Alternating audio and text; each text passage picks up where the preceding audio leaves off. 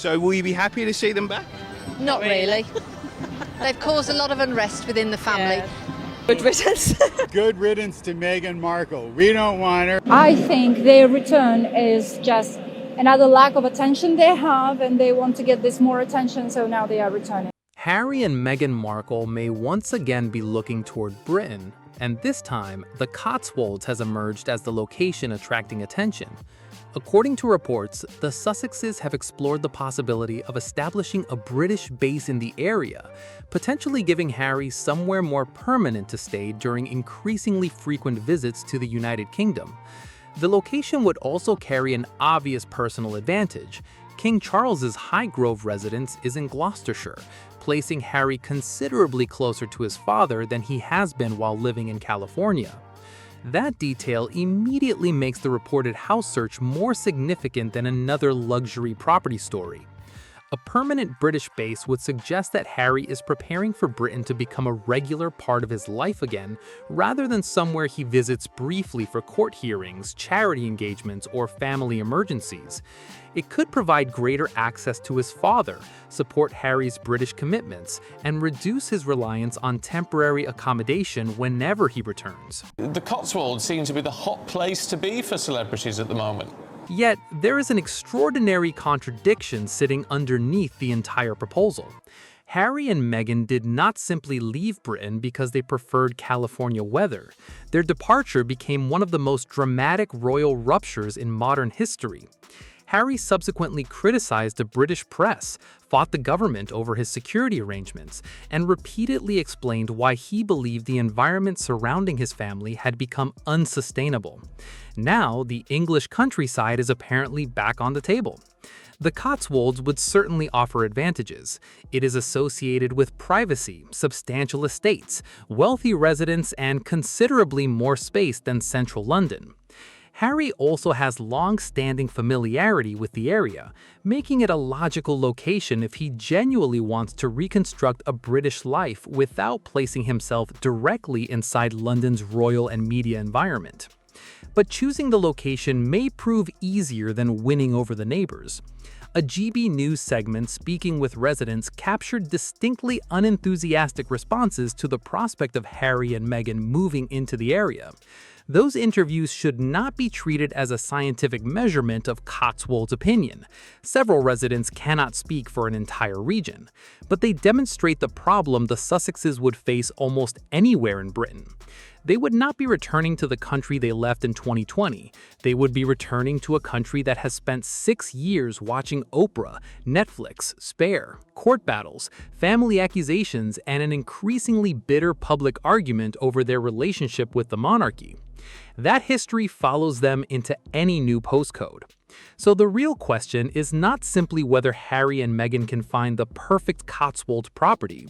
It is whether establishing a beautiful country home can provide the quiet British life Harry apparently wants when their return itself guarantees renewed attention.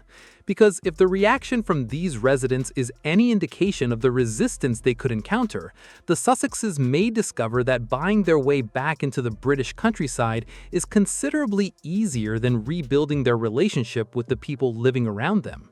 What do you think, then, to Harry and Meghan coming back to the UK? I don't think they should come back to the UK. I think they decided that they didn't want anything to do with the royals. I think it'd be better if they stayed in America. I would think that in the Cotswolds, some people might be very upset and some people might be very happy. It depends on their point of view with how they view them. So, my personal opinion, they shouldn't. They didn't want anything to do with it, and I don't believe in all the publicity that they get. Just let them, leave them get on with it. California was never presented as merely another address for Harry and Meghan. In their public account of life after leaving royal duties, it represented something much larger: independence, privacy, greater control, and the opportunity to raise their children outside the pressures they associated with the royal system. Their Montecito home became the physical symbol of that transformation. Harry spoke publicly about enjoying the outdoor lifestyle he could experience with Archie. Meghan described building community in California.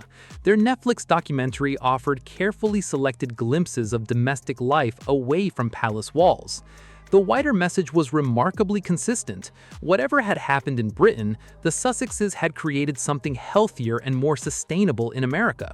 Now, let me just ask you, how are you enjoying it now in America? Oh, okay, these are easy questions.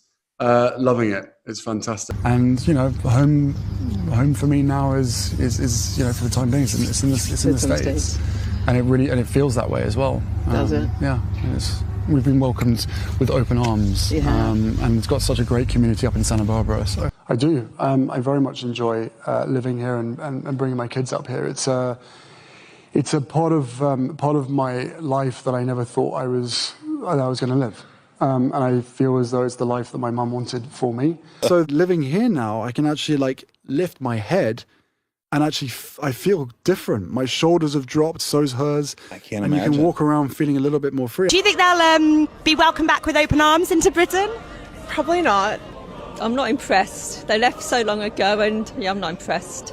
I'm not especially happy about it because they trashed the whole country numerous times, betrayed their family, betrayed his king, his father, went out to America and now they're bored and now they want to come back. Meghan and Harry moving back to the UK. Do you care?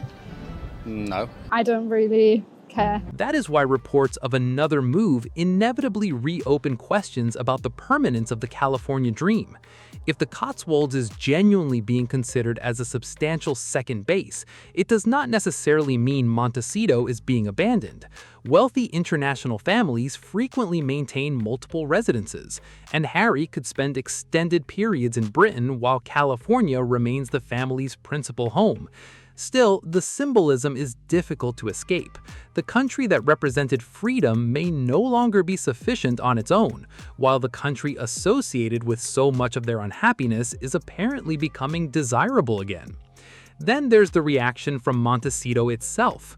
Reports have periodically featured residents and local business owners criticizing the Sussexes, sometimes portraying them as distant from the community or expressing little concern at the possibility that they could spend more time elsewhere.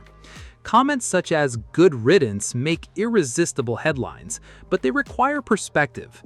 A collection of hostile residents does not establish that Montecito collectively dislikes Harry and Meghan any more than several negative interviews in the Cotswolds established that an entire region opposes their arrival. What those reactions demonstrate is something more revealing. The Sussexes now face skepticism on both sides of the Atlantic. In Britain, critics remember the accusations and disclosures that followed Megxit. In America, the novelty surrounding their arrival has faded, leaving their commercial projects and public behavior to be judged independently of the dramatic royal departure that initially generated enormous interest. That creates a very different environment from 2020. Back then, California was the destination. Now, Harry is reportedly considering another base thousands of miles away, closer to his father and the country he once left behind. The irony is difficult to miss. The Sussexes could potentially find themselves caught between a British community that is not universally enthusiastic about welcoming them back and an American community where at least some residents appear equally unmoved by the possibility of seeing them leave. Which raises a much bigger question than whether their neighbors approve. If Montecito delivered the freedom, peace, and stability Harry and Meghan said they were searching for, what is powerful enough to make Britain necessary again? He has 2 or 3 Range Rovers following him with his security men. And how do your neighbors around here view the Duchess? Well, you don't really see her. I don't think they view her at all. I mean, she's added nothing to the neighborhood. I have no idea who these people are. I actually didn't even know that they lived here. I didn't even know that they lived in California, to be honest with you. I thought that they were still in England. That is where the contrast becomes particularly revealing. The Sussexes have spent years operating at a level of global visibility that very few people ever experience. Royal status, international interviews, streaming agreements, best-selling books, security teams, photographers, and constant media coverage can create the impression that every arrival or departure must automatically become a major public event. But local communities operate differently. People living in Montecito or the Cotswolds are not necessarily interested in participating in the Sussex narrative. They have homes, businesses, families, and routines of their own. The presence of two internationally famous neighbors may attract curiosity, but it does not guarantee admiration or even particular interest. That is why some of the reported local reactions are so damaging to the image Harry and Meghan have carefully constructed. Critics argue that the couple sometimes appear to overestimate the importance of their presence, as though moving into an exclusive community should automatically be interpreted as an event for that community. Yet the hostile comments reported from both California and Britain suggest something far less flattering. Some residents appear largely indifferent to whether the Sussexes arrive or leave. Indifference can sometimes be more damaging to celebrity status than hostility. Anger still represents engagement. It means people are watching, discussing, and reacting. Indifference suggests the celebrity no longer controls the atmosphere simply by entering the room. This matters because Harry and Meghan's post-royal strategy has depended heavily on public attention. Their interviews generated enormous audiences because people wanted to understand why they left.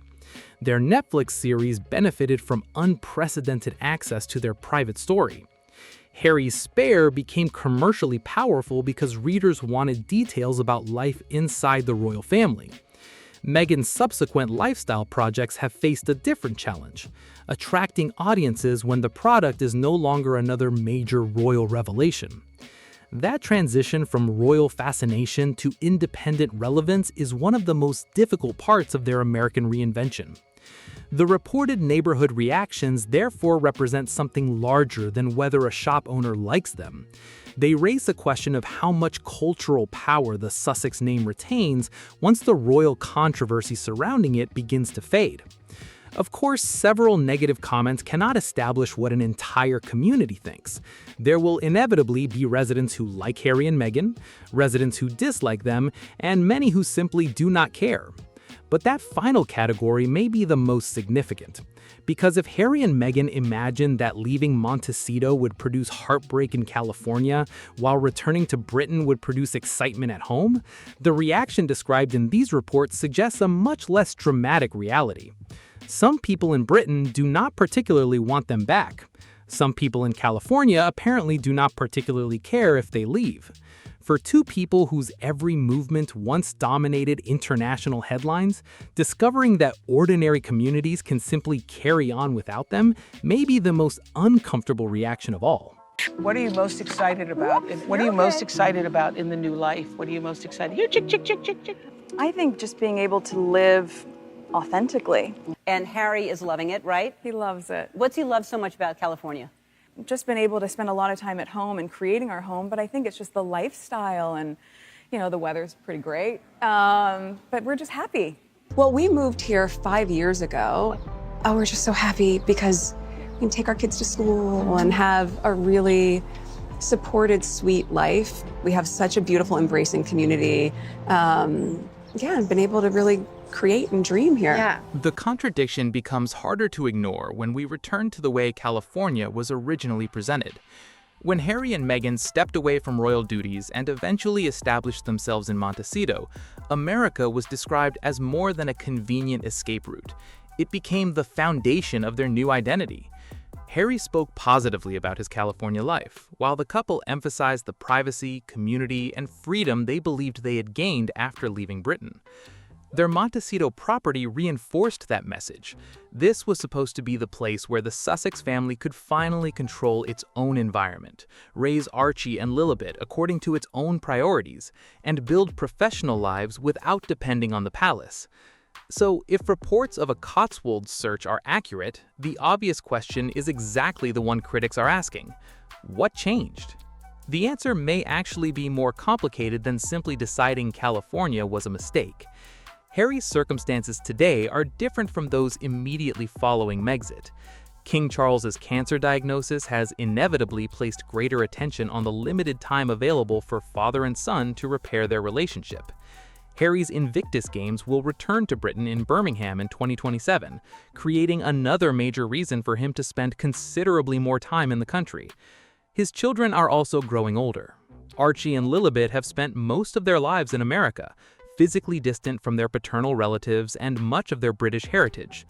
Harry may increasingly recognize that maintaining a meaningful connection to Britain requires more than occasional visits lasting several days. That begins to explain why Britain. The Cotswolds question is equally interesting. Far from being a random location, the area offers Harry several advantages. It provides countryside privacy without completely isolating him from London. Gloucestershire is also home to Highgrove, King Charles's private residence, making greater contact with his father considerably easier. Perhaps most importantly, the Cotswolds would allow Harry to return without immediately returning to the traditional royal environment. He would not necessarily need an apartment inside a palace. He would not need to become a working royal. He would not even need to live in London. Instead, Harry could construct something between his old and new lives, independent from the monarchy, but physically close enough to reconnect with it. That may be the real attraction. California gave Harry distance, when distance was what he wanted. The Cotswolds could give him proximity, now that proximity appears increasingly important. The unanswered question is whether Meghan's priorities have changed at the same speed. Because if Harry increasingly needs Britain, while Meghan still considers California home, this house search could represent something considerably more significant than another luxury property purchase. It could reveal that the future Harry wants in 2026 is beginning to look very different from the future the Sussexes imagined when they first arrived in America. I'm not sure that they should be moving back to the UK. They didn't want to be here and they left, but I hope it's not going to be taxpayers' money that's funding for security and all those sort of things for them. Obviously they chose to leave Britain. They chose to go and have no security, and then they stopped doing all the duties that they should have done under sort of the royal family. And so for them to come back and kind of not demand but sort of want that security, it's a bit... For somebody who said he was going to leave because he wanted a quiet life and not to be bothered by the press, he seems to have sought that out very, very much. The reaction from some Cotswolds residents adds an almost perfect final irony to this story. Harry and Meghan spent years building a life thousands of miles away from Britain. California represented freedom, independence, and the opportunity to establish an identity outside the monarchy. Now, reports suggest they're considering putting down roots in the English countryside, and some of the people who could become their neighbors appear distinctly unenthusiastic about the prospect. Of course, a handful of television interviews cannot represent the entire Cotswolds. There will be residents who welcome them, others who oppose the attention their arrival could generate, and probably many who simply have no strong opinion whatsoever. But the negative reaction exposes the central difficulty Harry and Meghan would face if they genuinely returned. They cannot return to pre-Megxit Britain. Too much has happened. Oprah happened, Spare happened, Netflix happened, the security litigation happened. Years of accusations, counterclaims, and family disclosures have fundamentally altered how sections of the British public view them. The Cotswolds may offer privacy, beautiful countryside, and proximity to King Charles, but no property can isolate Harry and Meghan from that history. There is also a practical contradiction. One reason wealthy and famous people are attracted to areas such as the Cotswolds is precisely because they can disappear into relatively peaceful communities. Harry and Meghan, however, bring an enormous international media operation wherever they go. Their house search becomes news. Their neighbors become interview subjects. Their arrival becomes a debate. That could create exactly the kind of attention Harry has repeatedly said he wants to escape. Perhaps that is the most revealing part of the entire story. Harry may not simply be searching for another house. He may be searching for a compromise between two lives that have never completely fitted together. California gave Harry independence from the monarchy, but also enormous distance from his father, his old charitable networks, and his British identity. Britain gives him those connections back, but it also restores the press attention, public scrutiny, and unresolved family tensions he spent years trying to escape. The Cotswolds cannot eliminate that contradiction. They can only provide a nicer location in which to manage it. So perhaps the question is no longer whether Harry and Meghan are genuinely considering another British home. The more interesting question is, what are they hoping Britain can give them now that California apparently cannot? Do you think Harry's interest in the Cotswolds signals genuine regret over leaving Britain?